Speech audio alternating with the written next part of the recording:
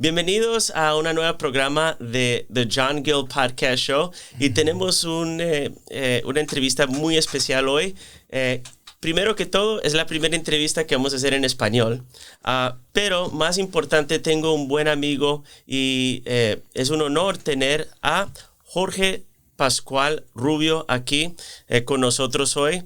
Es el primer secretario del Consulado General de México aquí en Chicago y estaba acreditado como cónsul de cultura del Consulado General de México aquí en Chicago. Entonces, Jorge, me da mucho gusto tenerte aquí hoy en nuestro programa. Y también tenemos a nuestro amigo Marcelo Sakalsky, que trabajaba con Televisa y nos va a acompañar también hoy en la entrevista con Jorge. Muchas gracias también por estar aquí hoy. Jorge, muchísimas gracias por estar en el programa. Jonathan, muchas gracias. Déjame quitarme eso para que sí cubrimos la sana distancia, ¿no? Eso, exacto. Tiene uno que poner el ejemplo de usar el tapabocas. Por ¿no? supuesto. Entonces, es el primer consejo que hay que dar a todos. Eso, exactamente. Jonathan, muchas gracias por la invitación. No, pues gracias por aceptar y la verdad es el último día que estoy aquí. Ya entregué la oficina con mis funciones de cónsul y tengo un nuevo cargo. Me voy a Sudamérica, a Chile, como primer secretario de la Embajada de México en Chile. Entonces, pero me da mucho gusto que me invites como actor. Exacto. Y como político también. Exacto. Y vamos a hablar más acerca del tema también. Como comentaste, también eres actor. Hablemos primero un poquito del cargo en el cónsul. Déjanos saber un poquito más acerca del cargo de cultura. Exactamente, ¿qué es lo que hacías en el cónsul? Bueno, el ser cónsul de cultura, es importante manejarlo. El rango de cónsul es muy interesante porque lo da el Departamento de Estado de Estados Unidos. O sea, las tarjetas que nos da el Departamento de Estados Unidos nos identifica como cónsules. Entonces, aquí está una cónsul general que es embajadora, que tenía una larga carrera diplomática con muchos cargos, que ha hecho muy bien su trabajo, ¿no? Entonces, y yo me encargué, pues mi punto de vista es cómo vamos a difundir la cultura en nuestro país. ¿Cómo vamos a mejorar aquí el micrófono? ¿Cómo vamos a difundir la cultura de México en Chicago? ¿Y cómo vamos a difundir y apoyar a nuestros connacionales artistas que nacieron o que viven aquí en Chicago? Entonces es muy importante. Pero también cómo podemos vincular a los sajones, ¿verdad? Aquí está nuestra amiga Samantha, ¿verdad?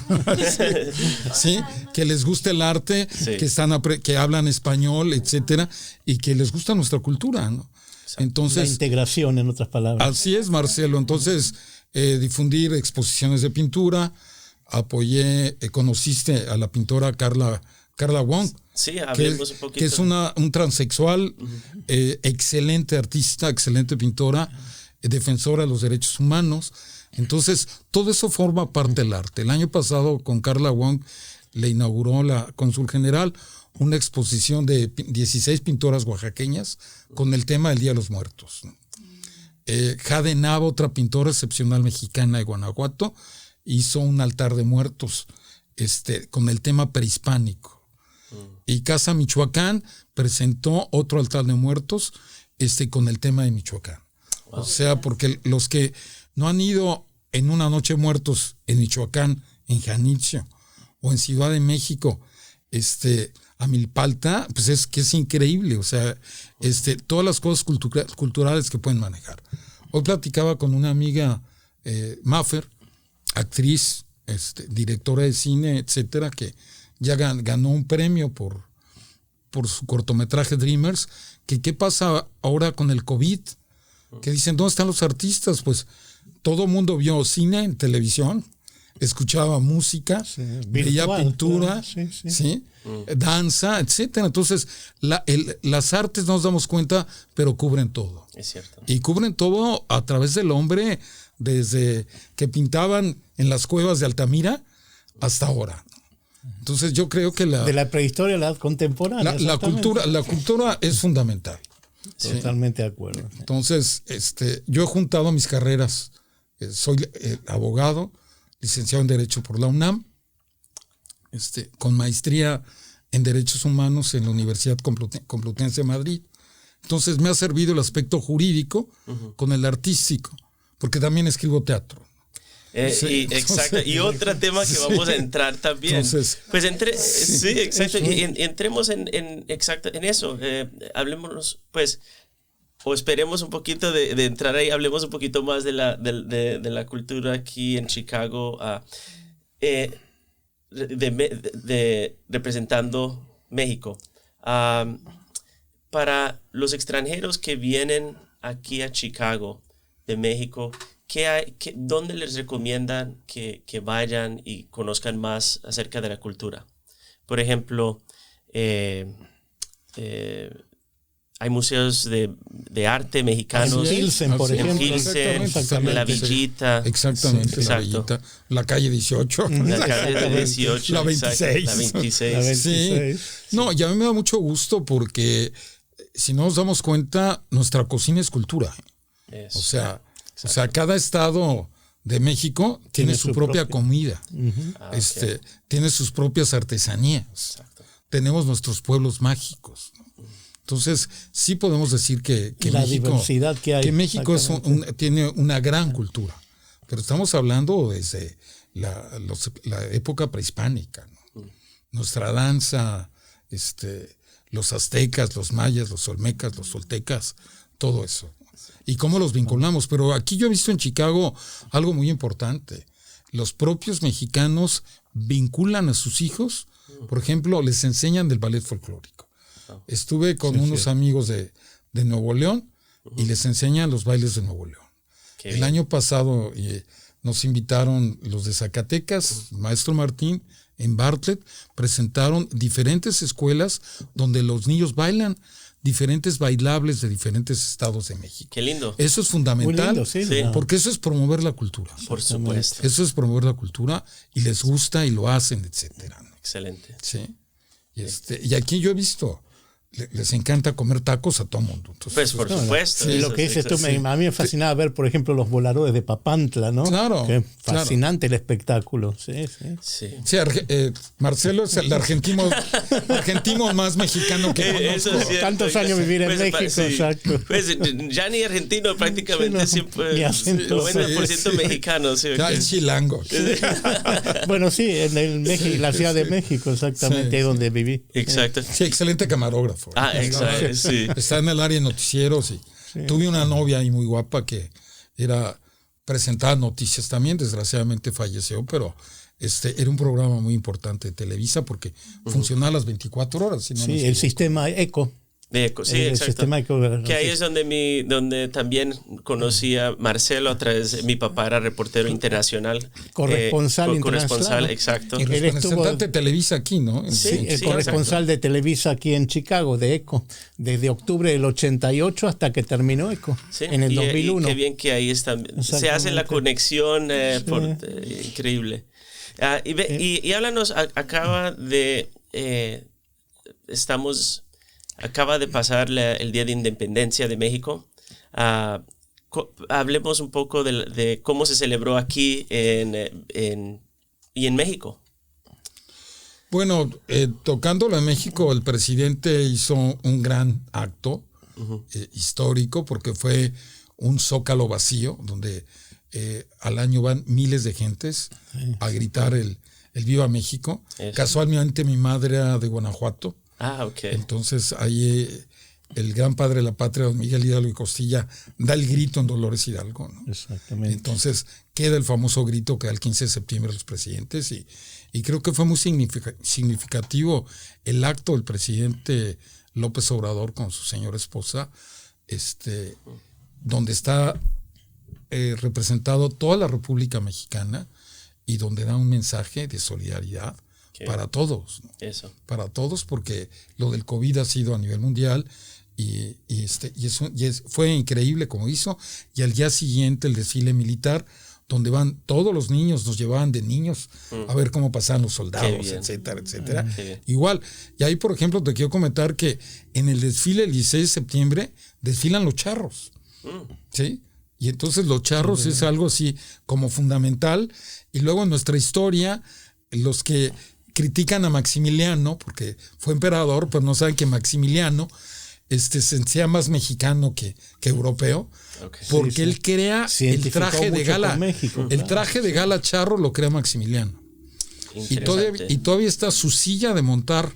Un primo mío fue presidente nacional de la Asociación Nacional de Charros, mi primo Carlos Pascual, y está en este museo en Isabel la Católica, está la silla de montar de Maximiliano, su silla charra. Y él crea el uniforme de gala de los charros. Entonces, son de esas cosas contradictorias, es decir, Juárez acabó con todos, pero es muy interesante, ¿no? Entonces, creo que en esta situación tan difícil del COVID, creo que cada quien ha dado su responsabilidad. Y creo que aquí la cónsul general hizo un trabajo igual y similar, donde por la sana distancia no se hizo un grito, sino se hizo para redes sociales, etcétera, pero muy dignamente. Y a mí me gustó mucho que todos los mexicanos salen con su bandera, con los automóviles aquí. Pues sí, exacto. Inclusive, o sea, la policía le dio todo el apoyo. Cortaron calles para que por las zonas que nunca habían imaginado, como las zonas americanas, supuestamente, entre comillas, ¿no? Lo que es el Lakeshore Drive, la Division, o sea, la Gold Coast, con el apoyo de la policía aquí de Chicago. Sí, el año pasado nos tocó desfilar por la 18, me acuerdo. Qué bien. Pero el consulado. Sí, esta vez no se pudo, lamentablemente, por lo del virus, entonces, ¿no? Lamentablemente. Pero es muy bonito, o sea, porque creo que eso te reafirma tus vínculos, ¿no? Entonces, iban con la bandera. Da mucho orgullo ver tanta gente aquí gritando. Con la bandera, Viva México, exactamente. Exacto. La bandera americana y la bandera de México, las dos banderas, ¿no? Sí, es muy importante. Muy emotivo, ¿no? Fue. Exacto. Sí. No, está muy lindo, muy lindo. Y háblenos un poco de la carrera ya artística, de tu carrera de actor. Bueno, yo estudié la carrera de teatro en el IMBA, pero tuve grandes maestros. Acaba de morir un gran maestro mío, José Luis Ibáñez. Él fue director de teatro y de cine. Y con él, casualmente, les traje esto. Excelente, ¿no? Vemos, si lo quieres ver, por supuesto. Ahí estoy vestido de oficial nazi de la SS en una gran obra de teatro. La foto de la derecha. Que dirigió José Luis Ibáñez. La obra se llamó Culpables y estuvo en Broadway, y era el problema de los homosexuales en la época de Hitler, y se desarrolla en la noche de los cuchillos largos. Y ahí les quiero platicar que yo era uno de los más malos que salía, porque buscaba un homosexual que se nos había perdido en la noche de los cuchillos largos, y estaba con Enrique Álvarez Félix, que casualmente en esa obra de teatro él sale del closet, ¿no? Wow. Y estamos hablando ya hace muchos años. Entonces sale, el personaje era muy interesante porque conocí un rubio de ojos azules. Entonces yo llego de capitán nazi con 2 soldados atrás, lo tomaba del cuello, del pelo rubio, lo hacía hincar, y con un cuchillo tipo Hollywood le cortaba el cuello. Salía escurriendo toda la sangre, y cerraba telón y cerrabas primer acto. Entonces era increíble. Y el segundo acto ya era en un campo de concentración donde Enrique, él decía que era judío, y por cierto, feliz año nuevo a todos mis amigos de la comunidad judía aquí presentes. Y se enamora de otro preso que era homosexual. A los homosexuales los nazis les ponían un triángulo rosa. Sí,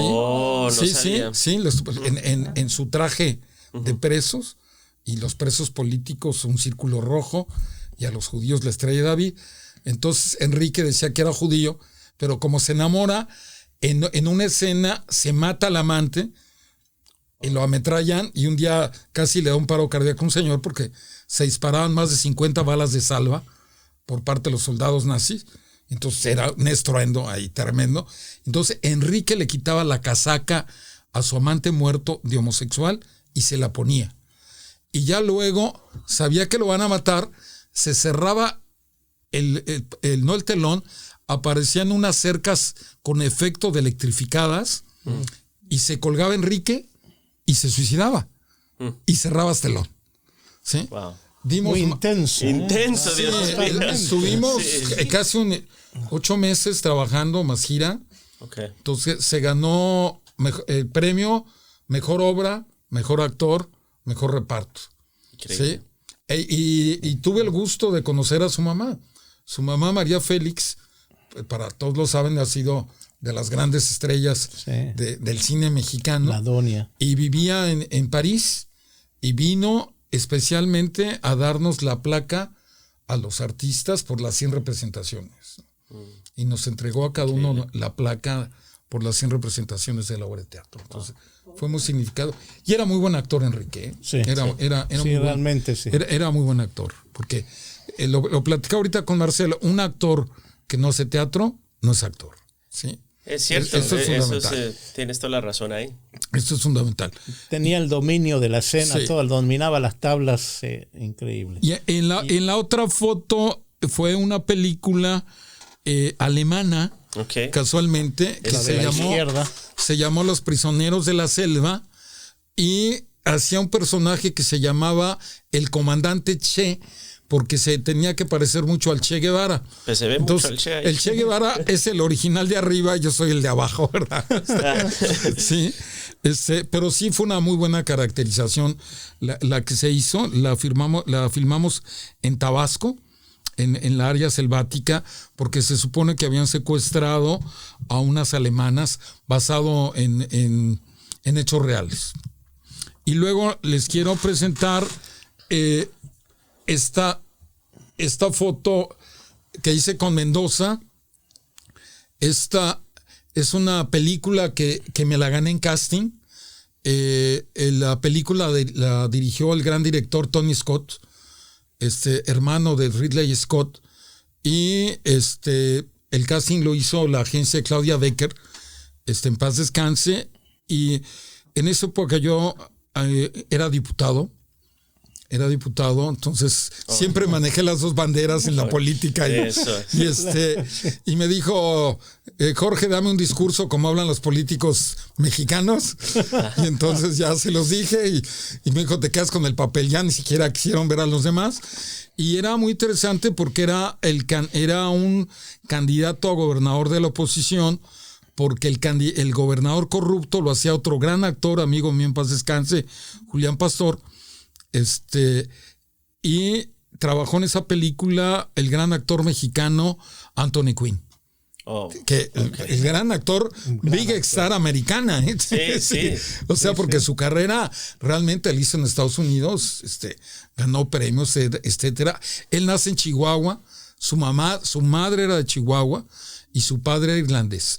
Y en una de las filmaciones tuve la oportunidad de platicar con Anthony Quinn. Y de veras, porque fue un honor conocer a una estrella con Anthony Quinn. A Kevin Costner más dije, hello, y hasta la vista, baby. Pero con Anthony Quinn sí tuve esa gran oportunidad. Me tocó filmar en Durango y con Anthony Quinn se hizo la escena de la fiesta donde Kevin Costner se mete con la novia. Ya no platico más porque este programa es para niños. Pero fue una gran película. Y la otra, estoy con uno de nuestros primeros actores de teatro. ¿Estás aquí? Ahí vuelvo a salir de capitán, pero ahora de un capitán español. Una obra de un autor español, catalán, que se llama Bartolomé Las Casas, Una hoguera al amanecer, de Jaime Salom, un dramaturgo catalán. Duraba 2 horas y media. Wow. La obra de teatro. Teníamos tres actos. Wow.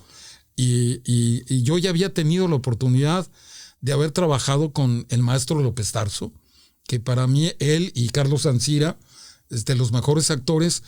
Una de mis primeras obras que hice, esta fue obra premiada también,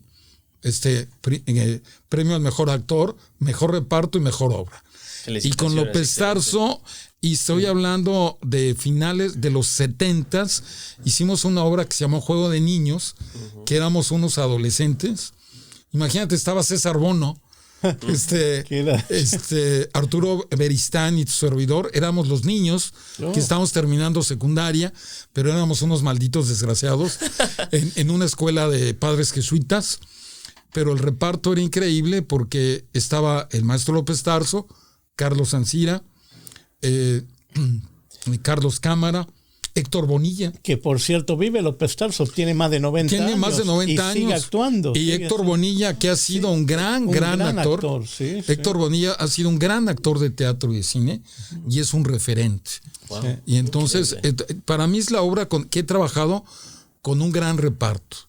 Y ahí pude admirar y conocer al maestro Ancira, que él tenía un monólogo que se llamaba El diario de un loco, que él solo llenaba todos los lunes el Teatro Xola. O sea, un teatro para más de 500 personas, 2 horas.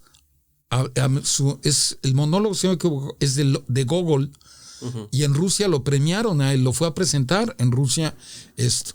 Y fue maestro mío, daba clases también de teatro, ¿no? Entonces, creo que eso es fundamental. Y de telenovelas, entré con un gran productor que fue Valentín Pimstein. Que en paz descanse. Que en paz descanse, que lo decía Marcelo, el de Los ricos también lloran. Es de Valentín Pimstein. Fue, creo que la telenovela que se vendió en más países. Wow. Con Verónica Castro, Rogelio Guerra, entre otros actores. Etcétera. Y estas telenovelas, con la empresa, que no voy a decir que hemos trabajado, pero todo el mundo sabe, se llegan a vender en 60, 80 países. Yo les quiero platicar una anécdota. Casi siempre me la dan de mayordomo, desde La pícara soñadora y pero mayordomo, pero con papel estelar, porque hacías más de 100 capítulos, ¿no? O sea, increíble. Y hice una telenovela que se llamó La Tempestad con William Levy. La habíamos filmado en Veracruz, y si no me equivoco, llega la esposa del primer ministro de China, y para variar salía de mayordomo del malo, del gran actor Manuel Ojeda. Y esta señora dijo: oiga, usted yo lo conozco. Dice, ya lo vi en una telenovela. Claro, la novela obvio. Hasta en Filipinas, por ejemplo, en el caso de actrices como Thalía, ¿no? Sus novelas en Filipinas. Increíble. Y gracias a esto me metí en la política sindical. Estuve en la ANDI. Fui primer vocal del Comité de Vigilancia de la Asociación Nacional de Intérpretes, que esto es fundamental, porque todos los actores que se hacen cine o telenovelas, tenemos los derechos de autor por el uso de nuestra imagen y de nuestra voz. Aquí te voy a cobrar derechos de autor. ¿Quién sabe cuántos países la vas a vender aquí? Sí. Esperamos que lo vendas en muchos países. Y luego estuve en el sindicato de actores. Esto es muy importante. La Asociación Nacional de Actores se funda en 1934 con el gran primer actor Fernando Soler. Uh-huh. Pero te voy a decir que actores y cantante como Jorge Negrete. Uh-huh. Jorge Negrete fue una de las grandes figuras del cine nacional. Pedro Infante tuvo un cargo en la ANDA también. Uh-huh. Estuvo en la ANDA con cargo. Y Mario Moreno Cantinflas. Oh. El gran actor y mimo de México. Increíble. Fueron secretarios generales de la Asociación Nacional de Actores. Increíble. Y hay fotos donde están tomados del brazo en una manifestación de tipo político, porque les querían imponer que entraran a un sector que era la CTM, la Confederación de Trabajadores de México, y la ANDA dijo: no, nosotros somos independientes, etcétera. Entonces, es un gran sindicato porque no se aceptan partidos políticos. A cada actor se le respeta su ideología. Qué bien. Y te quiero decir que irte a parar a una asamblea de la ANDA no te la recomiendo, porque llegas a las 12 del día y estás saliendo después de las 12 de la noche. ¿Sí? Oh, wow. Y son unos agarrones de tipo ideológico que no tienes idea. Y con lo dramáticos que somos los actores, pues no te podrás imaginar ya me imagino. Lo que pasa. Pero eso es muy gran importante, apoyar al sindicato, ¿no? Apoyar a los actores que dieron su vida. Ahorita está leyendo un gran amigo actor, Humberto Dupeirón, uh-huh, que está ahorita en silla de ruedas. Tiene una enfermedad que ha ido perdiendo el movimiento, pero duró 30 años haciendo el monólogo del gorila de Franz Kafka, una adaptación, ¿sí? Con dirección, trazo escénico de Alejandro Jodorowsky. Wow. Sí, toda la transformación, ¿no? Como así es, ¿no? Y ahora se transforma, ¿no? Sí, sí. Y te habla es un gorila que habla, imagínate, para ser kafkiano, y que lo habían vendido, lo sacan de la selva y luego lo vendían a un circo, y luego ya me convertí en político, ¿no? Sí, pues. Entonces, Humberto Duperón, por ejemplo, ya se fue a vivir a la casa del actor. Okay. Rogelio Guerra, que fue el galán de la telenovela de Los ricos también lloran, igual se fue a vivir a la casa del actor. Entonces, sí, tiene obras sociales, Landa tiene muchas obras sociales también. Aquí es importante decir que las cotizaciones que nos quita el sindicato se apoya sobre todo para servicios médicos. Los actores no tenemos ISSSTE, no tenemos Seguro Social, y el gasto médico del sindicato es lo más fuerte que se tiene que hacer. Entonces, Jesús Ochoa está haciendo un gran esfuerzo, Yolanda Ciani hizo un gran esfuerzo también, etcétera, ¿no? Todos los secretarios generales, es el principal gasto social. ¿Qué hacemos? ¿Cómo trabajamos? Etcétera, ¿no? Uh-huh. Entonces, sí es vincular, ¿no? O sea, yo siento que el artista debe tener una función social también. Y aquí yo me enteré, gracias a mi amiga Samantha platicando, que el autor del Mago de Oz nació aquí en Chicago, ¿sí? Oh. Y que está el parque del Mago de Oz también, con sus personajes. Samantha quiso ser Dorothy y su perro se llama Totó. Su perro se llama Totó. Y yo escribí una versión que se llama El Mágico Mago de Oz, que toca los derechos humanos de los niños. Entonces el espantapájaros pierde el cerebro porque le vendieron marihuana fuera de la escuela. Entonces Dorothy le dice que vaya a ver al Mago de Oz. Yo salía de Mago de Oz. Ah, pues. Soy Oz, el grande, el terrible. ¿Quiénes son ustedes? ¿Qué quieren de mí? Ese es cuando se aparece el mago. Bravo, eso está muy bien. Ese es cuando se aparece el mago. Sí. Pero en el Mago de Oz, cada uno de los personajes va viendo qué es lo que quiere, ¿no? Entonces, el espantapájaros dice que perdió su cerebro, pero no, porque siempre dentro de la adaptación que hice la obra, siempre está inteligente, smart, pensando aquí qué hacemos y por qué, etcétera. El hombre de lata lo oxidan porque quiso defender los derechos de los trabajadores, los de los niños y de las mujeres. Entonces dijo, los malos empresarios me oxidaron para no defender los derechos de los niños y las mujeres, y por eso necesito un corazón. Ah. Y el león cobarde quiere tener valor, que Dorothy le pega, ¿no? Entonces le dice, y todos le dicen, eres un cobarde, mariquita sin calzones. Entonces el león se pone todo triste, y el león dice que quiere tener valor para ayudar a terminar la delincuencia organizada y defender la ecología, ¿sí? Y el agua. Y las brujas malas se llaman corrupción y impunidad. Entonces, desgraciadamente, porque ahora los niños les dicen, ya no los llevan al teatro. Y yo lo hice como una función educativa, el teatro. Creo que promover el teatro. Y luego escribí una versión de La Cenicienta para niños, La Cenicienta urbana, y escribí La Sexy Cienta, que ese es para adultos, para jóvenes, es para jóvenes de tercero y secundaria. Entonces hablamos desde el no emborracharse ni tomar drogas cuando manejan, porque se mueren más de 2,000 jóvenes en accidentes de tránsito. Qué bien el mensaje que estás dando. Así es. Luego les digo, el príncipe es muy galán, les digo, niñas, ¿quieren que el príncipe les haga un striptease? Todas gritan que sí, entonces le ponemos música, y salían los actores y se repartían condones. Para evitar tener embarazos no deseados o llegar al aborto. Entonces, la prevención. Los mensajes en contra del delito, de los delitos en redes sociales, en contra de la trata de personas, por los derechos de los niños. Sale una madrastra malísima y le da sus patadas a la pobre Sexicienta. Sí. Y entonces creo que el teatro sí es un vehículo fundamental que lo deben promover.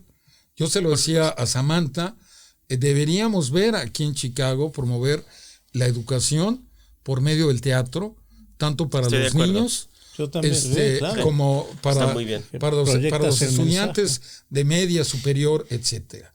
Y luego yo trabajé en un fideicomiso de educación que hizo el licenciado Ebrard, el ahora canciller. Él fue jefe de gobierno de la Ciudad de México y creó un fideicomiso de educación garantizada donde están becados 150,000 jóvenes con el programa Prepa Sí.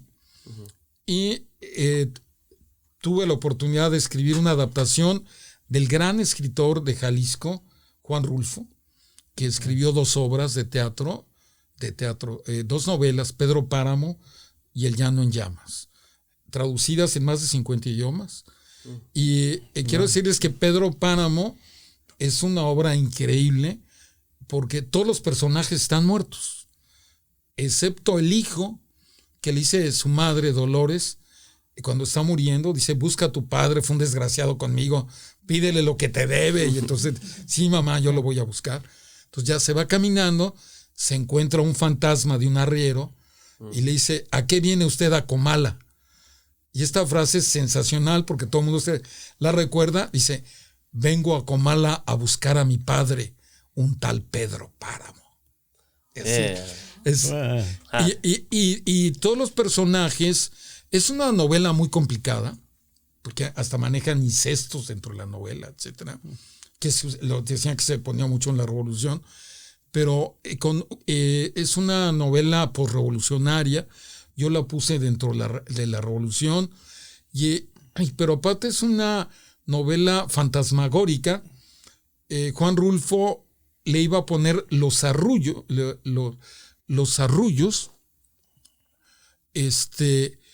en vez de Pedro Páramo, porque eran los arrullos que hacían los muertos. O sea, cuando se te aparece un fantasma, como que sientes algo frío, dices, ¿qué está pasando? No les quiero decir. Sí nos pasaron experiencias raras dándoles funciones. ¿Sí? No puede ser. No, sí, es muy interesante. El personaje Susana San Juan, siempre sale una actriz bellísima, semidesnuda, y se avienta un monólogo igual. Yo hacía el padre Rentería, y entonces para ahorrar hacía también el asistente de Pedro Páramo, que era el que ejecutaba a los que se le ponían al brinco a Pedro Páramo, los mandaba a matar, etcétera. Pero todo eso aparece en la novela, ¿no? Entonces, y es una novela con muchísimos mensajes, y García Márquez, el gran escritor colombiano García Márquez, le rinde un homenaje a Rulfo diciéndole que ese realismo mágico que vio en las obras de Rulfo la transmite él en sus 100 años de soledad.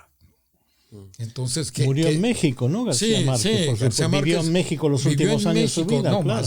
En la zona de San Jerónimo, en el sur de la Ciudad de México. Sí, entonces él casi se sentía mexicano, dio también la hermandad. Él iba mucho a la librería Miguel Ángel de Quevedo. Sí, a la librería Gandhi, ¿no? Gandhi, exactamente. Sí. Y pero, digo, volviendo a la dramaturgia, el teatro, el cine, las artes, también pinto.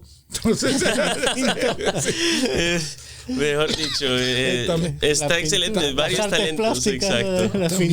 También pinto, entonces creo que la pintura también es fundamental. Sí. Está buscando candidato, ofrece su servicio. Como una forma de expresión, No, pero yo siento que qué gran oportunidad de vincularme a la cultura. Por supuesto. Y qué es lo que puedes hacer, ¿no? Porque conoces todo. Sí, yo les quiero decir que, por ejemplo, el año pasado pude apoyar a un gran amigo mío que se murió en abril, Gabriel Retes. Gabriel Retes fue un gran cineasta mexicano que hizo una película que se llamó El Bulto, que se supone que muere con el 68, cae en coma y se despierta y dice, ¿qué pasó? ¿No? Entonces, y presentó al Festival de Cine Latino de Chicago y fue aceptada su película, La Revolución y los Artistas. Entonces, esto fue muy interesante porque es el primer director que yo veo que toma como personaje a José Vasconcelos, que fue el primer secretario de Educación en México con Álvaro Obregón, pero también el grupo de artistas mexicanos que apoyó Vasconcelos y les dio para filmar, para hacer los murales, Entonces aparece Diego Rivera, Frida Kahlo, Siqueiros, Montenegro, etcétera. Y todavía están, lo importante, esos murales están en el Museo de San Ildefonso, están en Palacio Nacional, y ahora todo mundo va a ver esos museos vivientes, que es los edificios. Sí, y que veo que aquí yo felicito a muchos paisanos de aquí en Chicago por la labor gráfica que pintan. Es cierto. Y entonces es un graffiti cultural. Pues por Pilsen está lleno. Está lleno y es una cosa muy linda. Exacto. Y el mensaje que dan a través de... Y buscarle los espacios a los jóvenes. Sí, ¿no? Es cierto. Entonces, es decir, a través de la cultura, ¿qué espacios puedes abrir a los jóvenes? Entonces, pudimos apoyar eso. Vino un gran pintor de Guerrero, un paisajista. También lo pusimos. Exhibimos Vámonos con Pancho Villa, por el aniversario de la Revolución Mexicana, el 20 de noviembre. Inclusive estuvimos... También estuvieron ustedes invitados. Sí. Estuvieron ustedes invitados. Exactamente, a ese evento. Nos vinculamos a las actividades de la UNAM. Lo de Avándaro, me acuerdo también. Una exposición sobre Avándaro. Que fue un festival de rock. Exacto. Digo, a ti te tocó, yo soy más joven que tú. Disculpa. De veras, estuvimos ahí también. Estuvimos ahí, exactamente. En la galería. En esa galería, exactamente. Entonces, Jonathan, pues son tantas cosas que puedes vincular a través de la cultura. Aquí, por ejemplo, me invitó un director amigo mío, Sergio Oljovich. Su padre era ruso, madre mexicana de Tabasco, él de Tabasco, y escribe un guión. Bueno, él, nomás quiero decirle, filmó una película muy interesante que se llama Esperanza. La mitad él estudió cine en Rusia, la mitad de su película la filma en Rusia, con tema la Revolución Rusa, y la vincula con la Revolución Mexicana, porque a su padre le toca vivir la Revolución Rusa y la Revolución Mexicana. Wow. Y fueron casi paralelas, ¿no? Fueron casi paralelas estas dos revoluciones. Wow. Y las dos fueron revoluciones sociales. Por el cambio, el apoyo a Zapata por la lucha de la tierra de la libertad, Madero por el voto, sufragio efectivo, no reelección, etcétera, ¿no? Entonces, los grandes logros que vienen desde Benito Juárez con la Constitución de 1857, y ya lo mencionó Carranza hace la de 1917, etcétera. Por cierto, perdón que te interrumpa, Jorge, mucha gente me pregunta con la Constitución mexicana, en caso de, Dios no lo permita, que le pase algo al presidente, ¿quién asume en México? ¿Cómo está eso? Porque no hay vicepresidente, ¿cómo sería el...? Se quita la figura del vicepresidente porque es asesinado vilmente el presidente Madero y el vicepresidente Pino Suárez. Entonces, desde ahí desaparece esa figura. Fíjate que no está visto, pero esperemos hay un hueco, que nunca pase. Sí. Esperemos que nunca pase. Pero, ¿qué pasaría en un caso así? ¿Quién asumiría? Unos decían que era el presidente de la Suprema Corte de Justicia, y antes el Procurador General de la República, pero ahora ya no es Procurador, es Fiscalía General de la República. Otros decían el secretario de Gobernación también. Y se convirtió en un organismo autónomo. ¿Sí? Okay. Secretario de Gobernación, pero yo me voy más de las otras dos, Suprema Corte de Justicia y Fiscalía General de la República, ¿no? Un hueco, como se podría decir, sí, ¿no? Sí. Es cierto, sí.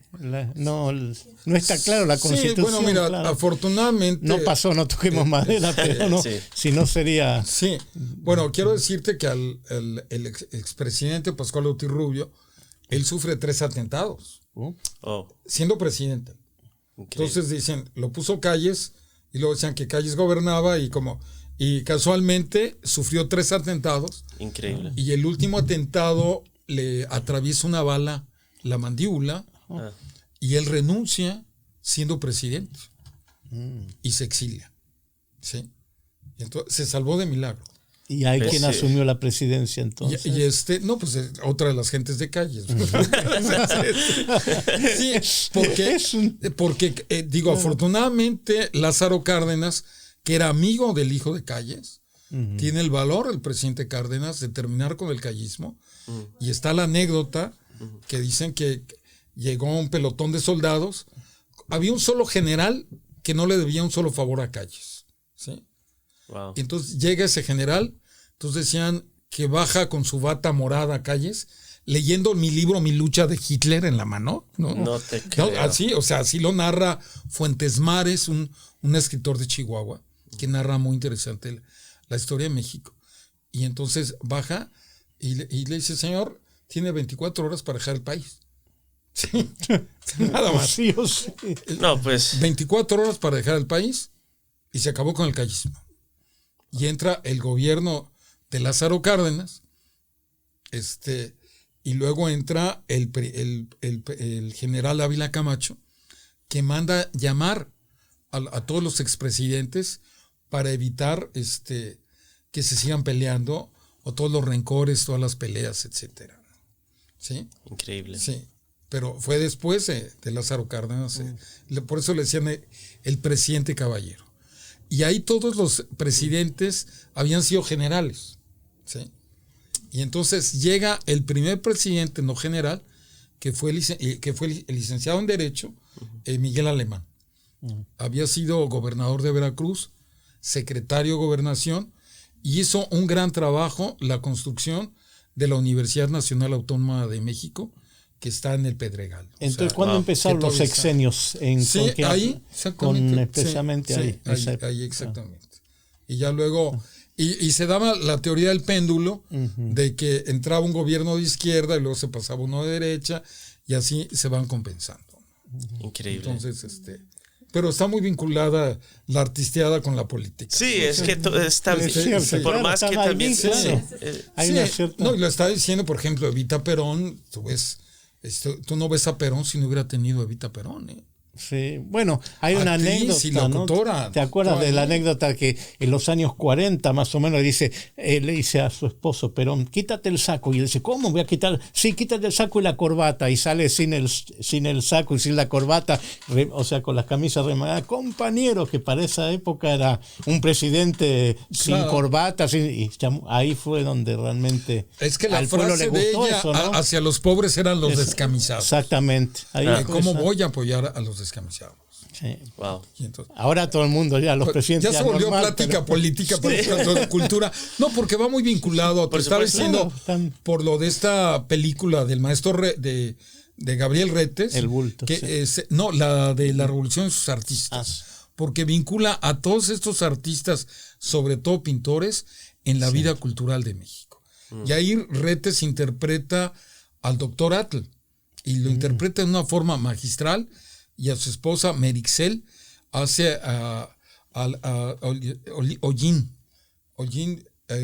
que quiere decir forma de agua, le puso un nombre en náhuatl, ¿sí? Y que era hija de un gran político ella también, y también fue pintora, ¿no? Y entonces narran, porque también narran sus broncas de tipo emotivo que tenían. Ahí sale un gay casado, pero sacan una escena tipo de esos de quién es el dominador, porque trae a su amante y lo trae con correa de perro, semidesnudo. Y entonces dije, oye, Gabriel, dices, eso así lo narran, que así era. Dice, y lo filmó y así lo sacó. Entonces, no quiero decir el nombre del pintor porque no me van a demandar, ¿verdad? Pero ahí lo plasmó Gabriel. Pero es muy interesante porque mezcla esta vida de los artistas también con el ideal del cambio, con el ideal de tratar de cambiar. Por ejemplo, Vasconcelos, hay dos cosas muy importantes. Fue el primer secretario de Educación Pública, pero luego se le vincula a Vasconcelos con el nazismo. Entonces, con escribir una revista, creo que se llama Timón la revista, pagada por el Partido Nacional Socialista Nazi. Imagínate. Increíble. Y entonces, en su final de su vida, Vasconcelos sí se arrepiente mucho de eso, ¿no? Como una parte oscura en su vida, como una venganza. Digo, desgraciadamente, en esa época en México a lo mejor había muchos simpatizantes de Hitler, también por el resentimiento con Estados Unidos, porque perdimos la mitad del territorio nacional. Pues me imagino tampoco sabían. En la guerra, etcétera, ¿no? No, y me imagino que no sabían lo que estaban haciendo contra los judíos. Eso, o fue después que sí también lo descubrieron. ¿Qué? No, digo que me imagino que no, no lo sabían. No lo sabían, obviamente. Exacto. Lo manejaban como el gran líder. Exacto. ¿No? Entonces, cuando ya se dan cuenta, es una pena líder y todo, inmensa. Claro. Entonces, exacto. Sí, creo que el genocidio se descubre después. Sí, a la tercera o cuarta año de la guerra, ¿no? Exactamente, sí. Los campos de concentración, exacto. No, y quiero decirles que en México tenemos una gran colonia judía, próspera, trabajadora, que se han incorporado con cargos en el gobierno, ¿no? Entonces, yo incluso, uno de los amigos más cercanos a uno de mis hermanos, en paz descanse, José Waldenberg, fue presidente del IFE.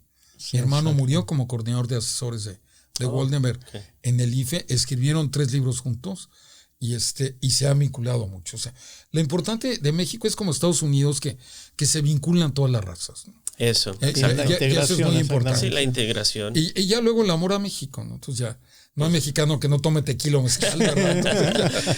Pues con eso vamos a tener que celebrar después por la entrevista con un buen tequila. Sí, con un tequila. Exacto. Sí.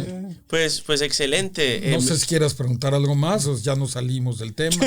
No, me encantó, o sea, me encanta toda la historia que traes con lo de políticos, con la parte artística, con lo de teatro, y es interesante ver cómo todo también se mezcla, o sea, todo se une y todo, o sea, el arte es muy importante en todo, y cómo se mezcla también con la cultura y la parte política. Claro. Sí, por supuesto. Entonces, Jorge, me da mucho gusto. Ahora, otra cosa.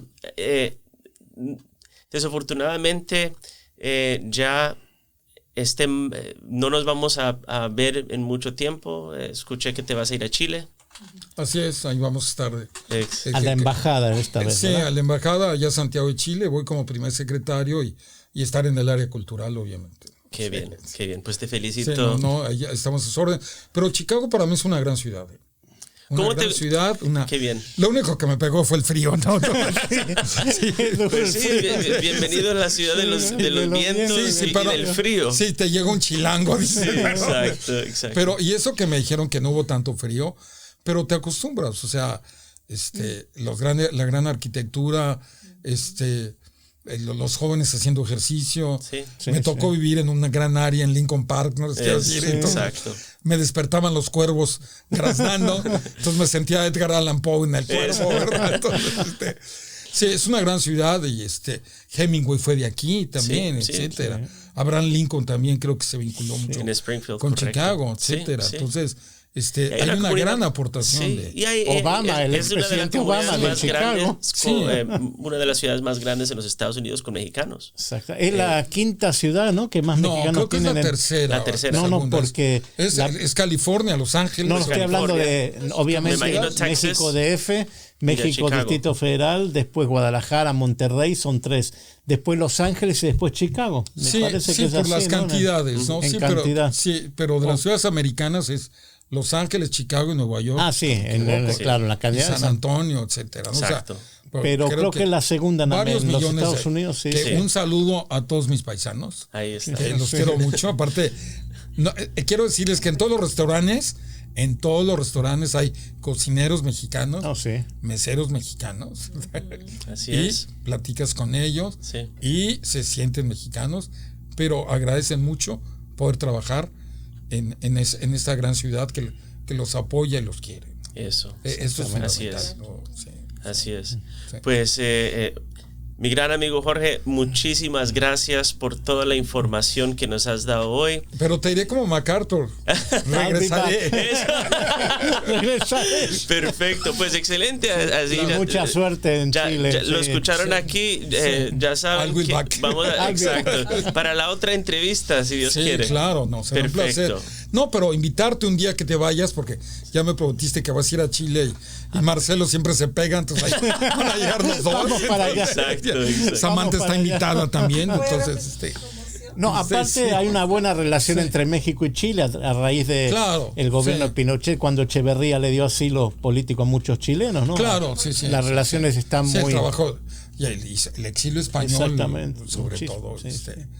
Yo tuve abuelo español por parte por parte de mi padre, ¿no? Entonces, eran republicanos, ¿no? Entonces, sí, orgullosamente. Excelente. Mucha suerte, Jorge. Sí. Pues en tu nueva etapa ahí en la Embajada de México en Chile. No, muchas gracias, un placer y gracias por la invitación y Perfecto. Y que sigas adelante con esa iniciativa y ese gran trabajo. Gracias. Y ya me contratarán como actor. Por supuesto. Pues, ¿saben que los actores, nomás decirles esto, es la única carrera en el mundo, o de las pocas, que no dejas de trabajar? Porque si te vas convirtiendo en ruco o más viejito, entonces te ponen tus papeles. Lo acaba de decir Marcelo. López Tarso, con más de 90 años, sigue trabajando. Cierto. Sigue trabajando y sigues trabajando. Excelente. Y entonces, y nada más vas viendo cómo a través de la edad vas desarrollando los personajes. Por supuesto. Y les vas dando vida a los personajes, ¿no? Pero los actores somos mundiales y somos universales, ¿no? Yo quería conseguir un trabajo de un chavito de preparatoria, una novela con pelo de miel, pero... Yo te conocí cuando tenías pelo, Marcelo. Bueno, él hacía tenía una mela gigante, una melena tipo los Beatles, mira. La ciudad de los vientos. Pues y con eso nos despedimos y de nuevo muchísimas gracias a los gracias dos. Por tu amistad, gracias. Cariño, todo este tiempo que nos estuvimos viendo juntos. Exactamente. Y seguiremos. Y seguiremos. Claro. Y como escucharon, he'll be back, right? Exactamente. Ok, muchísimas gracias. Un abrazo, Jorge. Jonathan. Gracias. Okay. Gracias. Y si les gustó lo que escucharon hoy, por favor, síguenos en nuestra página, denos una suscripción, pongan el subscribe y nos den un like, por favor. Muchísimas gracias. Hasta la próxima. Perfecto.